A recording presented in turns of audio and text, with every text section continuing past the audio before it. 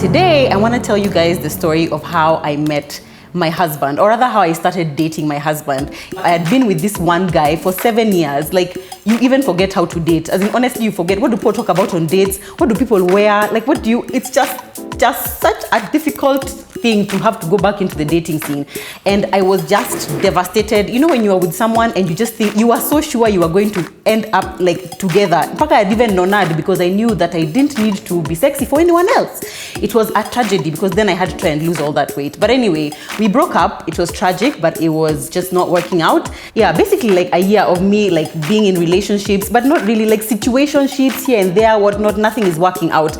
So December 2015, New Year's Eve is approaching, and my best friend Barbara, bless her soul, hey babe, she tells me, you know what, you don't have a boyfriend, there's nothing you're doing, so let's go to Diani. So we go to Diani, and who do I meet in Diani? A nice holiday fling. We had a nice holiday fling. This guy, he was really different. Let me say he was really different from the kind of guys that I would ordinarily date. He was a farmer, and he was, let's just say we were not in the same social circle. And I was like, okay, fine. I mean, it's not like I'm losing anything. I'm just here spending nights alone. No one is texting me good morning. The only thing I wake up to is 100% battery. And I was like, you know what? This can work. So I decided to just give it a try. So we go on holiday, we start like a thing, we come back to Nairobi. By the way, let me tell you, don't bring holiday things back to Nairobi. It never works out, never. So January comes, I go back to work. And when I get back to work, there's this new guy who has joined the department. A really, really, really painfully handsome man. Like just the perfect, tall, dark, handsome, like, and just the right size. You know, when you get to a certain age and a certain level, you don't date skinny guys. I'm so sorry. But you date people who look like they have been fed by life. You know what I'm saying? But okay, so I just see this guy. I'm like, you know what? I'm going to remain faithful in my 3-week-old relationship. I'm not going to cheat on this guy. And then fast forward, not really fast forward, but like a week later, this boyfriend of mine tells me, you know what, let's go hiking. Let's go to Mount Longonot because I really, really liked hiking and he really liked hiking. So we go hiking and we're driving back now from Mount Longonot to Nairobi. We stopped by at like a kukulanyama kind of thing that his boy was having somewhere in Kiambu. We stop, we eat meat and everything. On our way back, it's now like 7:30 p.m. I give the guy my car. We were both a little bit tipsy. We were not drunk, but we were just a little bit tipsy.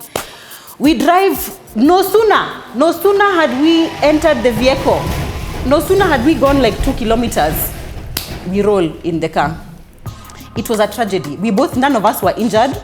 At some point now, me and Zach, who is now my husband, who is this guy at work, he's like, oh, by the way, what happened to your car? I was like, oh, you know, on the weekend, my boyfriend were driving, were in an accident, so now I don't have my car and what. And he's like, oh, I don't mind dropping you home.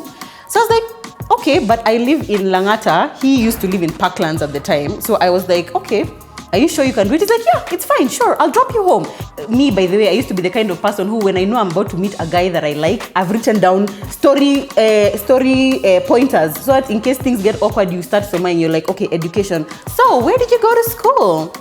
Or, you know, I don't know, sisters. So do you have any sisters? I used to be that kind of person. Like, I've written down what we are going to talk about. But with Zach, it was just so easy. Like, we would spend so much time in traffic, but for some reason, everything just used to flow. He then proceeded to drop me home every single day for the next 10 weeks. Like, every day without fail, we would leave work at industrial area. He would drop me home in Langata. And see Langata ya huko chini, Langata ya huko juu, the one for like barracks, you've passed, you've crossed where NHC huko mbali. He would drop me home every single day and go to Parklands.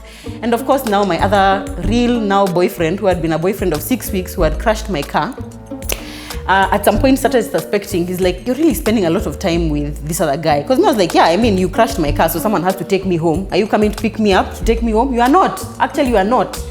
So in the end, I had to break up with this guy, which it happened actually like 3 full weeks into Zach dropping me home, because at least I had given a grace period. There was no overlap. I broke up with this guy, started dating Zach about 2 days later. I think that's a good enough grace period for everyone to have moved on from the heartbreak. So whilst the story here that I'm trying to tell people is that don't let your 4-week-old boyfriend drive your vehicle. Yeah? Don't let him drive your vehicle. ultimately, I'm quite glad that the car was crashed. Eventually, it was fixed, by the way, even though it took 10 weeks. But that crash is what brought Zach and I together. So I guess it was kind of like a bittersweet totaling of my vehicle. That's how I knew he was the one.